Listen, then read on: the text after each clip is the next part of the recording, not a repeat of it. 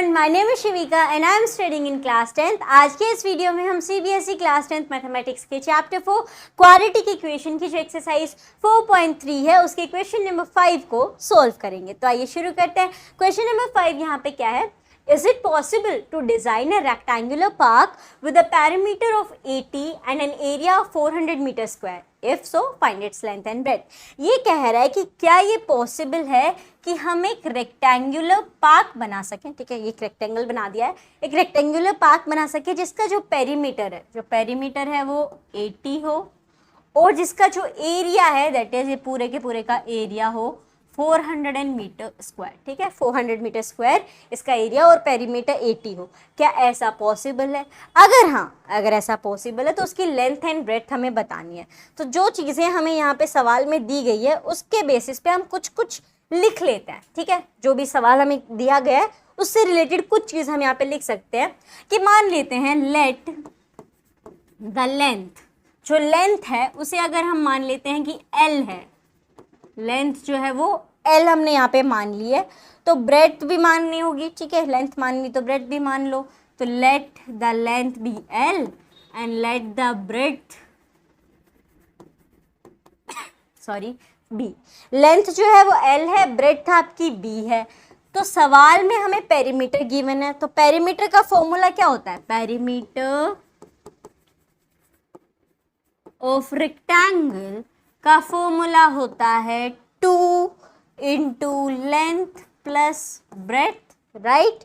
और ये तो हमारे पास है, हमने यही माना था, लेंथ और ब्रेड्थ हमने मान लिया कि लेंथ L है, ब्रेड्थ B है। सो 2 इंटू L प्लस B, जो कि हमें यहाँ पे गिवन भी है।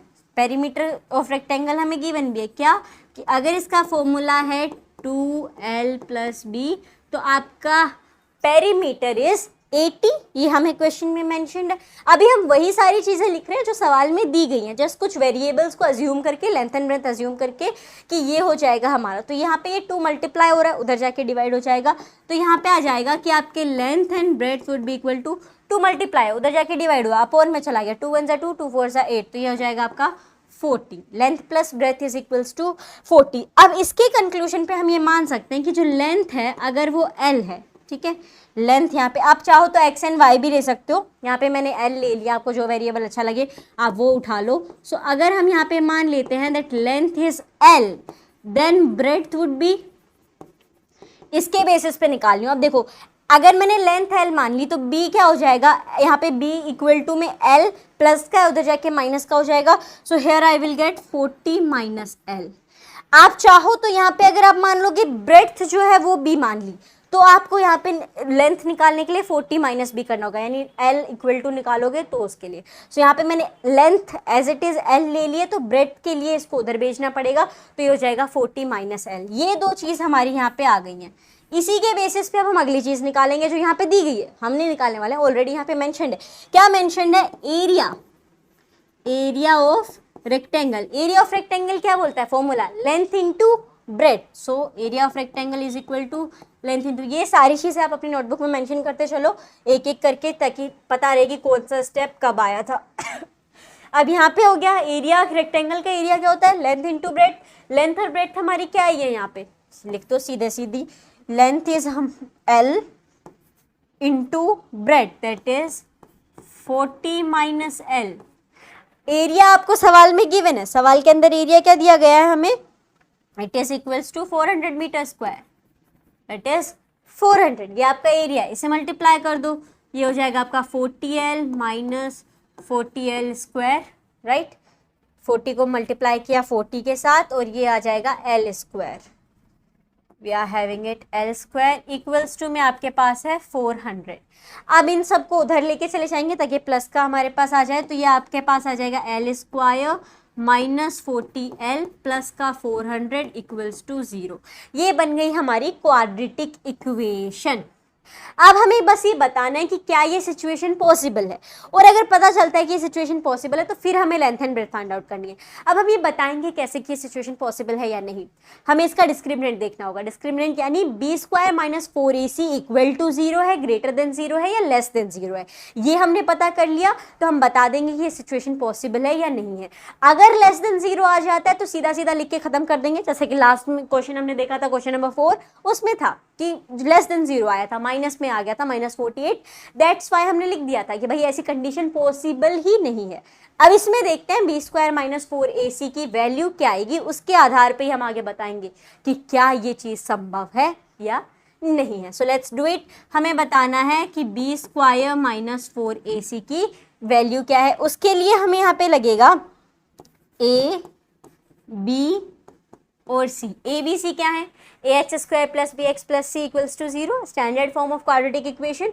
तो इसी के यहाँ पे हम लिख देंगे a आपका 1 है because it's l square, it means 1, b आपका -40 है एंड c इज योर 400। ठीक है, इतनी चीज़ हमें यहाँ पे दी गई है मतलब जो हमने क्वाड्रेटिक इक्वेशन निकाली है उसके बेसिस पे। अब हम यहाँ पे बी स्क्वायर माइनस 4ac निकाल सकते हैं, बी स्क्वायर, सो b यहाँ पे आपका हो जाएगा -40 स्क्वायर माइनस 4ac, तो ये हो गया 400। 40 का स्क्वायर दैट इज 1600, और यहाँ पे माइनस से माइनस प्लस हो जाएगा, यहाँ पे 4 4 16 हो जाएगा 1600। 1600 में से 1600 गया 0, यानी d हमारा क्या आया, इक्वल टू 0 आया। d इक्वल टू 0 आया, इसका क्या मतलब है कि हाँ रियल रूट एग्जिस्ट करते हैं, यानी ये सिचुएशन जो है ये पॉसिबल है। अब हमें कहा गया था कि length and breadth find out करो, तो उसके लिए हम इजीली यहाँ पे क्वाड्रेटिक फॉर्मूला लगा सकते हैं। सबसे पहले तो हम यहाँ पे लिखेंगे कि ये जो चीज़ बन हुई है यहाँ पे, that B square minus 4ac is equals to 0, ये हमारा यहाँ पे बना है। Therefore this equation has equal और साथ ही साथ real, equal and real roots, hence the situation is possible. ठीक है, B square minus 4ac equal to 0 आया क्योंकि 1600 में से 1600 माइनस कर दो 0 आएगा, इसीलिए ये कंडीशन, ये जो सिचुएशन है ये पॉसिबल है। अब हम पता लगाएंगे कि इसकी लेंथ एंड ब्रेथ क्या होगी, तो उसके लिए हम इस्तेमाल में लेंगे quadratic formula, that is -b plus minus √d upon में 2a। अंडर रूट में d है, अंडर रूट d आपका क्या है 0, यानी d 0 निकल के आया तो उसे आगे कंटिन्यू करने की कोई ज़रूरत नहीं है, तो ये आ जाएगा आपका -b, क्योंकि प्लस माइनस आप 0 करोगे यही आने वाला है, सो ये आ जाएगा आपका अपॉन में 2a। माइनस b हमारे पास क्या है, b हमने यहाँ पे लिखा था माइनस का 40, सो है वी विल गेट -40 अपॉन में 2a। a हमारा 1 है तो ये हो जाएगा 2 1 ज़ा 2, माइनस से माइनस आपका कट हो जाएगा, 2 1 ज़ा 2, 2 2 ज़ा 4 एंड 0, और हमारा यहाँ पे आंसर आ गया 20। अब देखो ये 20 क्या निकल के आया है, ये निकल के आई है आपकी जो हमने लेंथ एंड ब्रेथ मानी थी, यानी जो लेंथ एंड ब्रेथ हमने सपोज की थी, लेंथ मानी थी, वो 20 निकल के आई है। ठीक है, x की वैल्यू यानी l की वैल्यू निकल के आई है। So here we are having l as equals to 20, तो ये आपका आंसर हो जाएगा लेंथ इक्वल्स टू 20। अब हमें ब्रेथ निकालनी है, तो वो क्या है 40 माइनस l, 40 माइनस 20, तो ये आ जाएगा आपका 20, और ये हो जाएगी आपकी ब्रेथ, लेंथ 20 एंड ब्रेथ 20। अब एक चीज़ आप यहाँ पे सोचो, ये सवाल है आपका यहाँ पे कंक्लूड हो गया है, खत्म हो गया है कि लेंथ हो जाएगी, आप जो निकालने को कहा था कि लेंथ कितनी होगी और ब्रेथ कितनी होगी, लेंथ आपकी 20 है, ब्रेथ 20 है, और ये सिचुएशन पॉसिबल है कि आप एक पार्क बना सकते हो, ये आप लिख सकते हो कि ये पार्क आप बना लोगे, सब कुछ हो जाएगा।